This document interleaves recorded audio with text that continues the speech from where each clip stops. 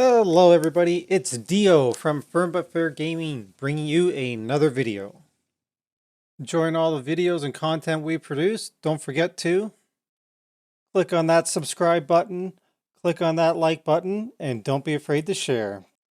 Don't forget to click on the notification button, customize it however you want, but that way you're notified whenever we publish another video. Hello everyone, welcome to another Diablo 3 video here in Season 27. Today we are taking a look at the ZDH, so this is a support DH. It is a little bit different. Our primary objective here is we're just going to debuff the mobs so they take tons of damage and throw down some protection for our DPS classes so they can keep the squirts up as well as live. And basically that's all we're going to do is we're just going to spin around and shoot a bunch of stuff at them and debuff them. So let's show you what it looks like and then we'll get into the gear in particular. Just going to jump into a 140 here. So the main thing that we're going to do is, as you can see here, we have turrets that we're throwing up and around. And basically these turrets are going to give our DPS survivability. It's going to give them some more toughness from standing inside, because as you can see, I'm 4.7. And then when I get outside, I drop to 3.6. So the idea is as you're moving along the map, we just want to keep our turrets around our DPS. And then we're going to have our wolf that we're going to be able to call. So we're going to keep that off CD. And this is going to give our DPS some additional damage. And then lastly, we are also, as you can see here, I have these chains that are appearing. And this is going to slow mobs and keep them and apply debuff to them with our cube. And so we're going to keep that on them as well. And then of course the Z bar would just be going around picking these up and creating stacks.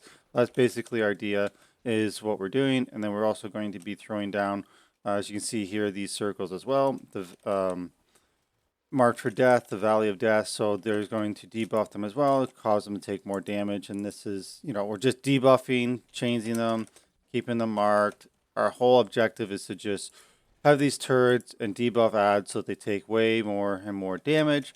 I think the boss we end up adding overall is over 200%. So basically we're causing the other two characters to deal way more damage than what we would deal by ourselves, which is why we're a great support and used in both speeds and push groups. We're just part of the meta. In speeds, sometimes there's a Z-neck with us as well, but in push groups, it's always like a Z-barb and us and then two DPS classes. So always popular, always needed. It does take a little bit getting used to. I am not a pro at this yet myself, but it's not that hard to play. It's easy to gear, easy to survive. It is very, very tanky. You rarely, if you died, like you would have had to go out of your way to find trouble to die because it is so tanky. And it does not have a stiff learning curve. So even though you may find it a little bit challenging at first or don't think you're doing it right, it doesn't take very long to get all practiced up and start playing this very efficiently. All right, so that's enough about this, showing you what it looks like. Let's take a look at the actual gear. So the actual items that we are using in this build. So we are using the Ring of Royal Grandeur because as you can see, we have a couple different sets on, but we're not going for the 6-piece bonus. So on the Gears of Dreadlands, one second here. Okay, there we go. Sorry about that. So for the Gears of Dreadlands, we're wearing 3 pieces. So we are wearing the shoulders, the gloves, and then you have your choice of either wearing the pants or the boots. Usually people go with the belt and, the boots for to complete the set. But I had a couple primals, so I wanted to look fancy. So instead, the alternate set that I'm wearing is Captain Crimson. I went with the belt and the boots. But anyway, so we're using the 4-piece of the Gears of Dreadlands because our 2 pieces, we gain 4 seconds of momentum when attacking with the primary skill. And its duration increases to 20 seconds. It also, then the 4-piece is strafing against enemies, automatically shoot your last used primary skill and give us a 60% damage mitigation while strafing for 5 seconds afterwards. So we're just using that because it's going to shoot our last non-channeled hatred spender, which is going to be handy. And then the other set that we're wearing is the Captain Crimson's trimmings. So this of course is for the 2-piece bonus here. So reduce cooldown of all skills by 20 seconds, also reduces our resource cost. But then the 3-piece bonus is damage dealt is increased by your percent of cooldown reduction, which isn't a big deal because we deal like no damage. And then the more important one is the damage taken is reduced by your percentage of cost reduction. So it's just going to help us make us tankier as well as keep our abilities off CD so we can constantly keep our wolf up from our companion and so that our guardian turrets continually come off CD faster and faster so that as we're moving along in the rift we can constantly throw them up and give our DPS safe places to stand as well as get more marked for death valleys of death out if we keep moving a lot. Our non-set items that we're going to be using. So we're of course going to have Leor's Crown for our helm because of course it increases the effect of any gem socket into it by up to 100%. So we're going to put in a diamond there so that our cooldown is reduced by max. Then we're going to also have an Aquila cuirass for our chests. So while above between 90 to 95% primary resources, all damage taken is reduced by 50%. Our resources are pretty much always at the top. So we're going to keep that so we get that additional toughness as well.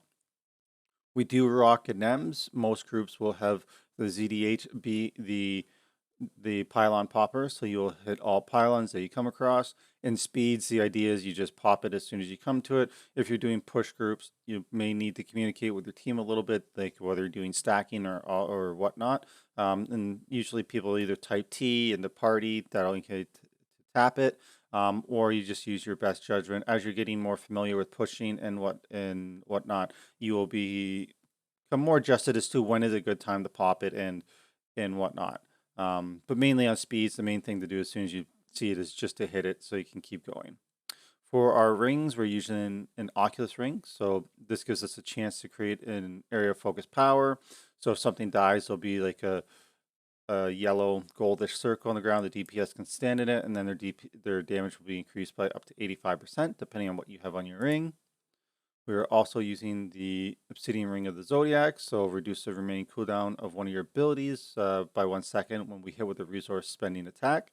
So that'll help keep our abilities off CD. And then I missed the neck, so we're also using the Flavor of Time. So pylon effects last twice as long. The main reason we wear this is for push groups for getting that Condi between us and the Z-Barb or the Z-Neck. Well, if it's a push group, it'll be a Z-Barb. That extra duration of the Condi will be the most contribution we can do for damage. So that's why we want to have that. The shields and speeds and all that are nice, but really it's the extra conduit damage that is the big money maker there. And then for our quiver, we are using the Bombardier's Rucksack, and this is just to get the 2 additional sentries so we can have 5 down at one time. So that's what we want to have that. Our sentries dealing more damage and all that stuff doesn't really matter. It is, oops, I just wanted to show off more here. There, we're going to have our 5. So that is what we want it for. And then lastly, we are using the Yang's Recurve. So this is one that I happened to sanctify just because I didn't have a good ancient one. And the main reason for this is resource costs are reduced by 55%, up to 55. And so that is going to turn into damage mitigation for us because of the Captain Crimson set. So it's going to give us some huge survivability. And then for Sanctified Bonus, it doesn't really matter too much what you have on this. The bonuses are more for DPSing because we aren't really doing anything. Like we got 350,000. So when we're in a big key, this is negligible. I don't even know if this will even be anything in a T16. Probably not. But anyways, because our damage is so little and we're not actually there to kill anything, our bonus here doesn't really matter. Some use it shoots your last spender while strafing. Others use the casting vengeance, even though we don't have vengeance. So it really doesn't matter particularly what is on your Yangs. Okay, now let's take a look at our legendary gems. So we are going to be using the Gem of Efficacious Toxin. So the reason for this is the bonus is we're going to poison all enemies hit for X% weapon damage over 10 seconds. But the more important reason we're using this is at rank 25, all enemies you poison take 10% increased damage from all sources and deal 10% less. So we got to get this up to at least rank 25. I have one that's much higher than this. I was just being lazy and didn't switch it over from my Z-Necro and my Z-Barb. We are also wearing the Esoteric's Alteration. So we're going to gain X% of non-physical damage reduction. So this is going to help make us tankier. And then while below 50% life, our resistances are increased by 75%. So this is just a tanky gem to help us tank up. And then lastly, we are also using Ice Blink. So our cold skills now apply a chill effects, and your chill effects now slow enemy movement by an additional X%. And that rank 25 enemies you chill have a 10% increased chance to be critically hit. So this is going to help amplify our damage from our DPS classes as well. Taking a look into Kanai's cube. So the big thing here is for our weapon, we are using Odyssey's End. So enemies snared by your entangling shot take 150% increased damage from all sources. So this is huge. This is our big damage multiplier. And this is why having this and the ZDH is basically better than being a DPS class, because 150% is more than what we can bring to the table by ourselves. So you're going to do that for both classes plus the gem. That's another 10%. Like, we're just going to stack up huge. For survivability, we are going to be using Wraps of Clarity. So your hatred generators reduce your damage taken by 50%. So this again just to help make us tanky, because we want to constantly be able to keep that debuff up. Because if we die, then the group suffers hugely. So we want to stay alive, keep debuffing things, so this is going to help. And then lastly, as mentioned, we have the Ring of Royal Grandeur, which is letting us wear our two different sets here. The 3-piece gears to get the 4-piece bonus, as well as the 2-piece Captain Crimson to get the 3-piece bonus. All right, just to wrap things up here, the skill set that we're using. So going with the companion, with the wolf companion, so our wolf is going to howl, granting us and our allies increased damage, 15% increased damage for 10 seconds. And then we're also going to have Sentry with guarding turrets. So this creates turrets that have a shield around them, and it reduces damage taken by allies by 25% if they stand within it. And so we can have up to 5 active at one time with all our talents and our gear. We're also using Strafe with Drifting Shadow, so shoot around nearby enemies for X%. It's just our movement speed. And then next we have Marked for Death with Valley of Death. So we're going to mark an area on the ground, 15 yards for 15 seconds. Enemies in the area take an additional 15% damage. Then we are using Multi-Shot with Wind Chill. So enemies hit are chilled and have an 8% increased chance to be critically hit for 3 seconds. And then lastly, we're using Entangling Shot with Changang. So when Entangling Shot hits an enemy, the slow effect on all entangled enemies is refreshed. And then for our passes, we are using Numbing Trap. So enemies you slow, chill, or hit have their damage reduced by 25%. So that's just going to help everybody else live as well. Perfectionist is going to reduce the discipline cost of our skills and increase our armor and resistance to all damage types by 10%. So this is going to help tank us up. Custom Engineering, main thing for here is increase the maximum number of charges of sentries to 3, and then and also to 5. And then we are using our second life, so awareness. So when we receive fatal damage, we instead vanish for 2 seconds and come back at 50% life. And this cannot occur more than once every 60 seconds. And this is just a safety measure just to ensure that we don't go down, because as I was saying, the big thing about us is adding in all the bonus damage. And so if we die, then that bonus damage is missing.